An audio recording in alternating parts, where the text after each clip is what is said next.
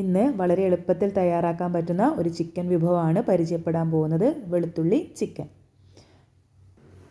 ഒരു വെളുത്തുള്ളി ഇതുപോലെ ചെറുതായി അരിഞ്ഞെടുക്കണം. ഒരു വലിയൊരു വെളുത്തുള്ളി തന്നെ എടുക്കുക. അതിനകത്തുള്ള അല്ലികൾ ചെറുതായി അരിഞ്ഞെടുക്കുക. അതുപോലെ ചിക്കൻ ഇതുപോലെ മുഴുത്ത പീസല്ല വേണ്ടത്. ചിക്കനും ചെറുതായി അരിഞ്ഞെടുക്കണം. ഇതുപോലെ ചെറുതായി അരിഞ്ഞെടുക്കുക. അതിനുശേഷം നമുക്കിതിൻ്റെ മസാല ചേർത്ത് മിക്സ് ചെയ്ത് കൊടുക്കണം. ഒരുപാട് മസാലകളൊന്നും ഇതിലേക്ക് ആവശ്യമായിട്ടില്ല. ഞാൻ പറഞ്ഞല്ലോ, വളരെ എളുപ്പത്തിൽ തയ്യാറാക്കാൻ പറ്റുന്നൊരു ചിക്കൻ വിഭവമാണ്. നല്ല രുചികരമായിട്ട് നമുക്കിത് കഴിക്കാനും പറ്റും. അപ്പോൾ വെളുത്തുള്ളിയാണ് ഇതിനകത്ത് പ്രധാനമായിട്ട് വരുന്നത്. പിന്നെ ഇതിൻ്റെ മസാല തയ്യാറാക്കാൻ അതിനകത്തേക്ക് കുറച്ച് ഈ എടുക്കുന്ന ചിക്കനിലേക്ക് ആവശ്യത്തിന് നമ്മൾ ഉപ്പിട്ട് കൊടുക്കുക.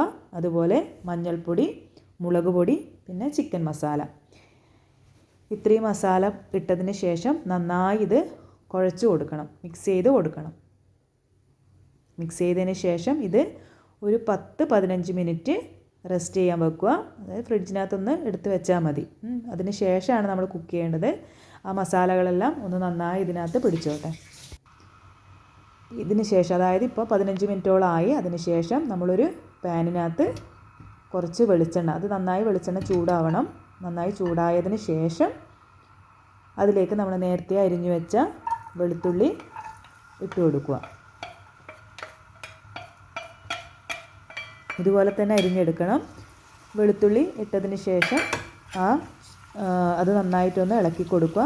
അതൊരു ബ്രൗൺ കളർ ആവുന്നത് വരെ. കരിഞ്ഞു പോകാൻ പാടില്ല. കരിഞ്ഞു പോയാൽ പിന്നെ നമ്മൾ ഉണ്ടാക്കുന്ന ആ ഒരു വെളുത്തുള്ളി ചിക്കൻ്റെ ടേസ്റ്റ് തന്നെ മാറിപ്പോവും. അപ്പോൾ കരിയാതെ ആ ഒരു ബ്രൗൺ കളർ ആവുന്നത് വരെ ഇങ്ങനെ ഇളക്കി കൊടുക്കുക. അതിന് ശേഷം നമ്മൾ നേരത്തെ തയ്യാറാക്കി വെച്ച ആ മസാല പുരട്ടിയ ചിക്കൻ ഇതിനകത്തേക്ക് ഇട്ട് കൊടുക്കുക. അതും നന്നായിട്ടൊന്ന് ഇളക്കി കൊടുക്കണം. ചൂടായ എണ്ണ കിടന്ന് അത് ഇച്ചിരി ഒന്ന് നന്നായിട്ട് മുരിയേണ്ട ആവശ്യമില്ല, ഇച്ചിരി ഒന്ന് മുരിയണം.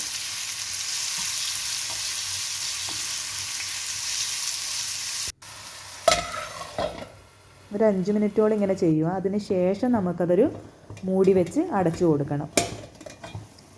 പിന്നെ ഇടയ്ക്ക് ഒരു 10-15 മിനിറ്റ് മാത്രമാണ് മൊത്തത്തിൽ ഇതിൻ്റെ കുക്കിങ്ങിനായിട്ട് ആവശ്യമായിട്ട് വരുന്നത്. പിന്നെ മൂടി മാറ്റിയിട്ട് ഇങ്ങനെ ഇടയ്ക്കൊന്ന് ചിക്കൻ, അതായത് വെളുത്തുള്ളിയും ചിക്കനും കൂടി ഒന്ന് നന്നായിട്ട് ഇളക്കി കൊടുക്കണം. അധികം തീ കൂട്ടി വെക്കേണ്ട ആവശ്യമില്ല.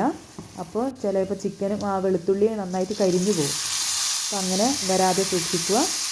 ഈ ഒരു പരുവത്തിലായിക്കഴിഞ്ഞാൽ നമുക്ക് എന്ത് ചെയ്യാം, വിനാഗിരി 1-2 മുടി വിനാഗിരി ഇതിനകത്തേക്ക് ഒഴിച്ചു കൊടുക്കണം. ഇത് സ്റ്റവ് ഓഫ് ചെയ്തതിന് ശേഷം വേണം, അതായത് ഓഫ് ചെയ്ത് 1-2 മിനിറ്റ് കഴിഞ്ഞതിന് ശേഷം, എന്നാൽ ചൂടുണ്ടാവുകയും വേണം ചിക്കനിൽ.